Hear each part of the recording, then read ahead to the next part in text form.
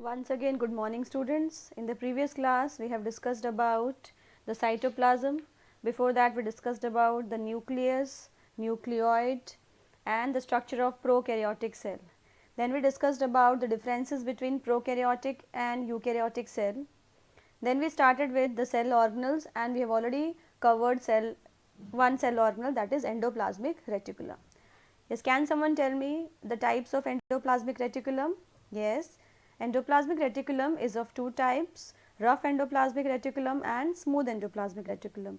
Rough will be having ribosomes on it, which are the sites of protein synthesis, whereas if I talk about the smooth endoplasmic reticulum, they are not having ribosomes, they appear smooth and they are the site of fat synthesis. They also help in detoxification, and ER here is the oblong tube which is associated with the nucleus. If I talk about rough endoplasmic reticulum, you will find it close to the nucleus, whereas if I talk about SER, that is smooth endoplasmic reticulum, you will find it close to the cell membrane. So, the function is according to the location. Moving on, let us study the next cell organelle.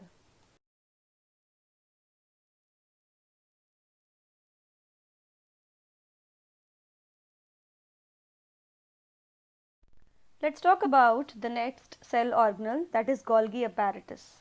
The Golgi apparatus was first described by Camillo Golgi, which consists of a system of membrane bound vesicles. These are flattened sacs arranged approximately parallel to each other. These membranes which are arranged are parallel and they are known as cisterns. Remember this children, here in mitochondria also you must have studied it is cristae, whereas in Golgi apparatus it is cisterns. These membranes often have connections with the membranes of ER and therefore constitute another portion of a complex cellular membrane system. It is very important. You can see on the slide, first discovered by Camillo Golgi. It consists of a system of membrane bound vesicles arranged parallel to each other in stacks called cisterns. The material synthesized near the ER is packaged and dispatched to various targets inside and outside the cell through the Golgi apparatus. Its function, now let us talk about the function here, please note down, includes storage, modification and packaging of products in vesicles. See, if I talk about endoplasmic reticulum, as we discussed, that it is going to produce protein. Now, this protein can be in linear form, when it is being produced it will be a chain of amino acids because protein consists of amino acids. Now, this has to be transported to other cell organelles. Now, what this Golgi is going to do? This Golgi is going to do modification and packaging of the protein. So, primary protein will be changed to secondary protein, tertiary protein and quaternary protein. That means further coiling will take place and then it will be packed in vesicles and then it is going to release and then it is going to get utilized in the cytoplasm. Okay. And second function here is it involved in the formation of the lysosomes. We are going to study about lysosomes in the next slide. Lysosomes are suicidal bags. Okay. So, who is going to form lysosomes? It is again Golgi apparatus. One more function here is, it is not mentioned on the slide, please look into the textbook. In some cases, complex sugars may be made from simple sugars. Can you tell me what are sugars? Sugars means we are talking about carbohydrates. So, here simple sugar, that means glucose will join to form maybe starch, maybe cellulose. As you all know, monosaccharides, mono means one glucose, either galactose, either yes, glucose and galactose. If I talk about a disaccharide, that means two sugar, maltose, lactose. If I talk about polysaccharide, it is starch and cellulose, right. So, here it is going to form the complex sugar will be used to form the simple sugar. Let us talk about the next cell organelle, that is lysosomes. Lysosomes are the waste disposal system of the cell. They help in keeping the cell clean by digesting any foreign material as well as worn out cell organelles. It is very important, children. Here, if there is any problem in any of the cell, what cell is going to do? The cells are having lysosomes. These lysosomes are having enzymes, powerful hydrolytic enzymes, right, and they will be released and this these enzymes are going to digest the entire cell, so that the infection, so that the whatever the problem, metabolism here should not get affected, only that cell will be eaten away. Contain powerful digestive enzymes capable of breaking down all organic material. When the cell gets damaged, lysosomes may break open and the enzymes digest their own cell, and that is why they are known as suicide bags of a cell. They are eating themselves. Okay, children, please remember this. Let us talk about the next cell organelle, that is mitochondria, which is known as powerhouses of the cell. Mitochondria have two membrane coverings, the outer membrane and the inner membrane.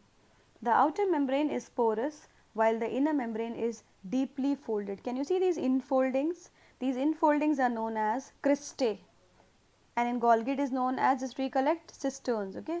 So, this is the inner membrane, this is the outer membrane, and here this is the matrix, the ground substance. Now, why these folds are there? These folds are there here to increase the surface area for ATP generating chemical reactions. The energy required for various chemical activities needed for life is released by mitochondria in the form of ATP. Can you see here? The energy required. ATP is known as the energy currency of the cell. Mitochondria have two membrane coverings. The outer membrane is very porous, inner membrane is deeply folded. Mitochondria are able to make their own proteins as they have their own DNA and ribosomes. Have you understood? Now, mitochondria are strange organelles in the sense that they have their own DNA and ribosomes, and they are able to make their own protein. Okay, children? Let us talk about the next cell organelles, that is plastids, which is present only in the plant cells. There are two types of plastic, chromoplast and leucoplast. Now, chromo means color, okay, chroma, it is colored plastids, leucoplast means colorless.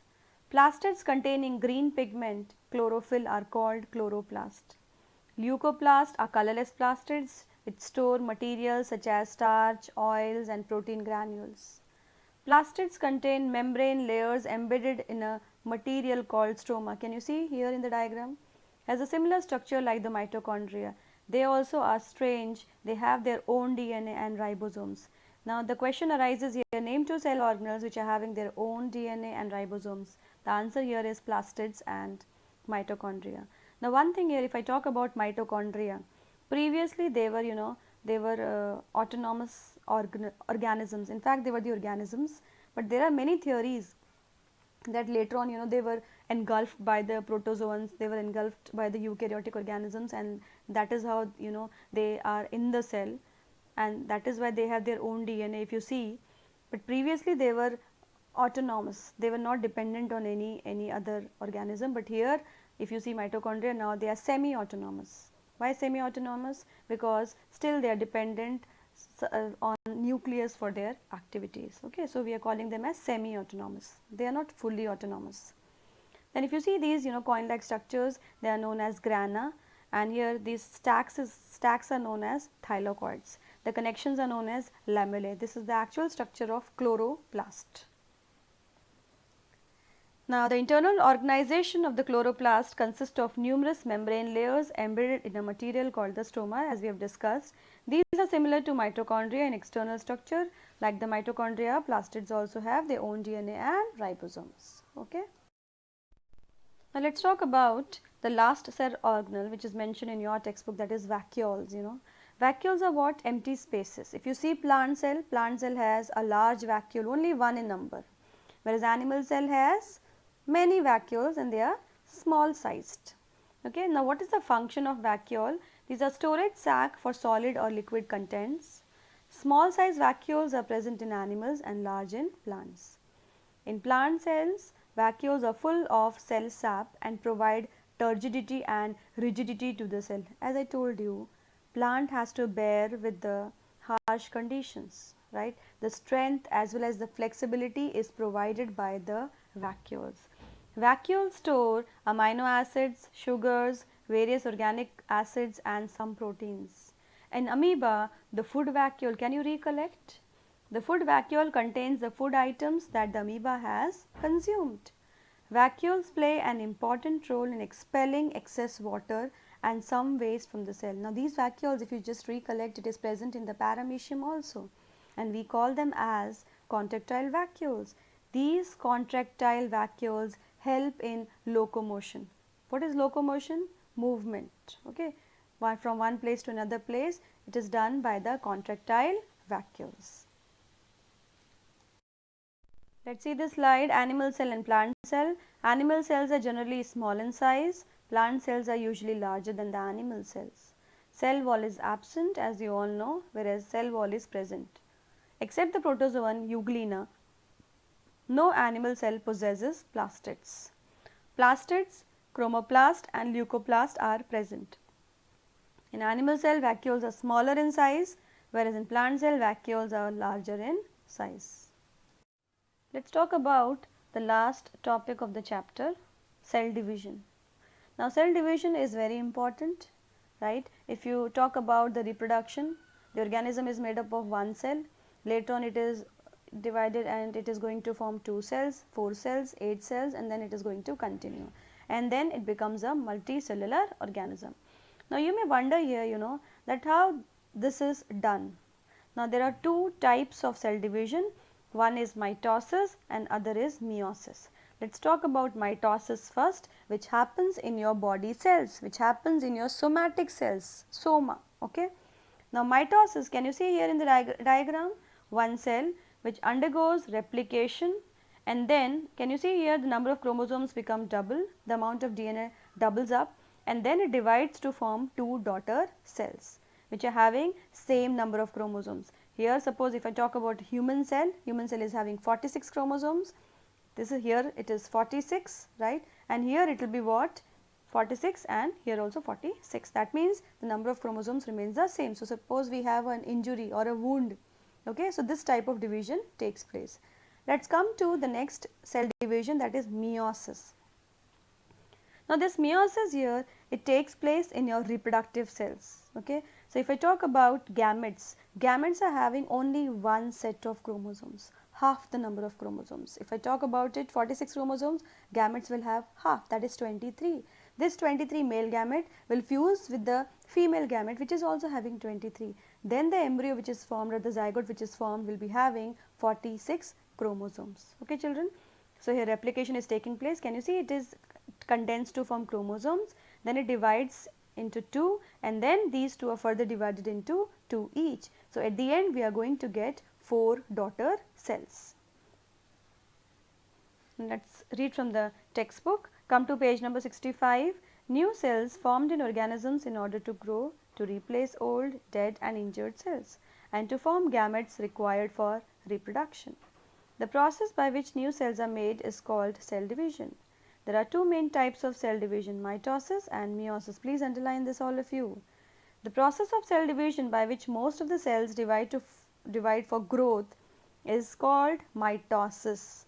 In this process, each cell called mother cell divides to form 2 identical daughter cells. You can see in the diagram also, the daughter cells have the same number of chromosomes as the mother cell.